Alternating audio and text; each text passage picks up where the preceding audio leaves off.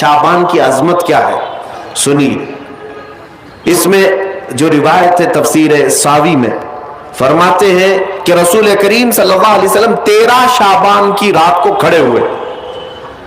اور یہ مہینہ اسی لیے زیادہ افضل بھی ہے کہ یہ مہینہ میرے مصطفیٰ کا مہینہ ہے.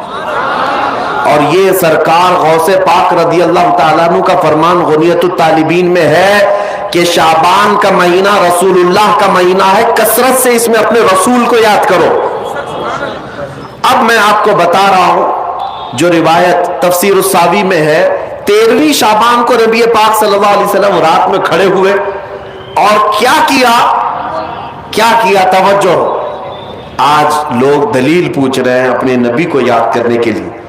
13ویں شعبان کو میرے آقا کھڑے ہوئے اور رات بھر مولا کریم کی بارگاہ میں یہ عرض کرنے لگے, مولا میری امت کی بخشش میرے حوالے فرما دے.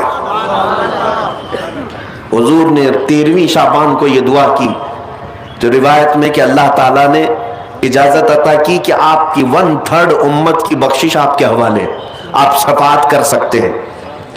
1/3 1/3 امت کی سفارش آپ کر سکتے ہیں. 14ویں رات کو پھر میرے آقا صلی اللہ علیہ وسلم کھڑے ہوئے, رات بھر عرض کرنے لگے, مولا میری امت کی شفاعت میرے حوالے کر دے, ان کی بخشش میرے حوالے کر دے.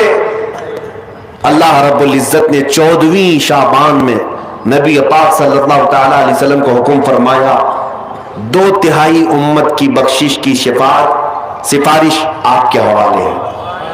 2/3 امت کی سفارش آپ کر سکتے ہیں. نبی پاک صلی اللہ تعالیٰ علیہ وسلم کیا اس پر بھی راضی تھے, بلکہ 15ویں شعبان کی رات آئی, یہ رات, یہ تیسری رات تھی. نبی پاک صلی اللہ علیہ وسلم پھر کھڑے ہوئے اور آج کی رات کھڑے ہو کر نبی پاک صلی اللہ علیہ وسلم نے پھر وہی دعا کی, مولا میری بقیہ امت کی سفارش میرے حوالے فرما دے.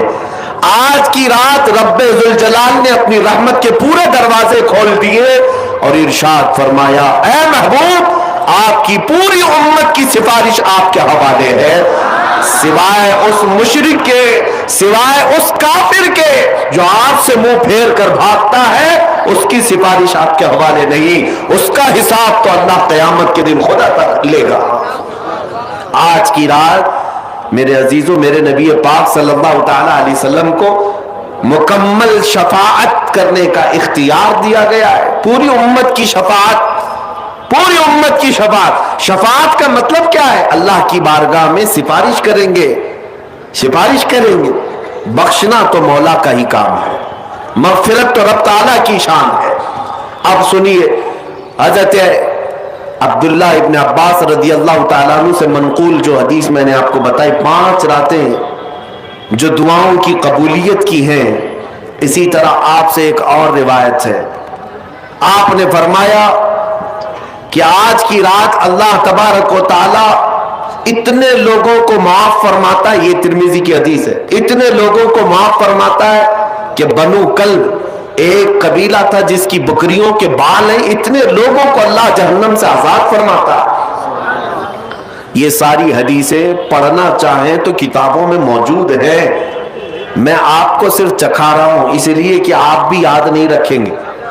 الحمدللہ یہاں پر سنیوں کا مجمع ہے اور اکثر ہمارا معمول یہی ہے, ہمارا تو معمول یہی ہے. بہت سارے لوگ, ہم اپنوں میں یہ نہیں کہتے کہ جو لوگ یہ کہتے ہیں میلاد کہاں سے ثابت ہے, شب برات کہاں سے ثابت ہے, شب قدر کہاں سے ثابت ہے, تو ہم تو صرف پہلے لفظوں میں صرف اتنا ہی کہتے ہیں یہ تو صرف سنیوں کی قسمت سے ثابت ہے, یہ ہماری قسمت میں لکھا ہوا ہے, یہ ہماری قسمت میں لکھا ہوا ہے کہ اللہ تبارک و تعالیٰ یہ موقع عطا فرماتا ہے گاہے بگاہے اور بندے اس کو یاد کر لیتے ہیں. عزیزان گرامی اوقات, اور ایک حدیث, کیا قبرستان جانا چاہیے نہیں جانا چاہیے, اس پر بھی بڑے اعتراضات ہیں. خزانۃ الروایات بحوالہ فتاوی رضویہ شریف اعلیٰ حضرت نے بھی نقل فرمایا کہ آج کی رات روحیں تمہارے گھروں میں آتی ہیں. قبروں پر جتنے بھی آرام کر رہے ہیں ان کی روحیں تمہارے گھروں پر آتی ہیں اور جو گھر میں ذکر و اذکار ہو، عبادات ہو اور انہیں اصال کیا جاتا ہے، وہ لے کر قبرستان واپس جاتی ہیں اور اپنے پڑوس میں فخر کرتی ہے کہ میرے گھر والوں نے مجھے یہ دیا، میرے گھر والوں نے مجھے یہ تحفے دیے۔ آج کی رات روحوں کے عید کی بھی رات ہے، لیکن وہ روحیں جن کے گھر والے انہیں کچھ نہیں دیتے، واپس قبرستان جاتے ہوئے یہ کہتے ہوئے جاتی ہیں اللہ تمہارا اس سے بھی برا حال کرے۔ وہ انہی لوگوں کو کوس کر جاتی ہوں گی جو دلیل بار بار پوچھتے رہتے ہیں۔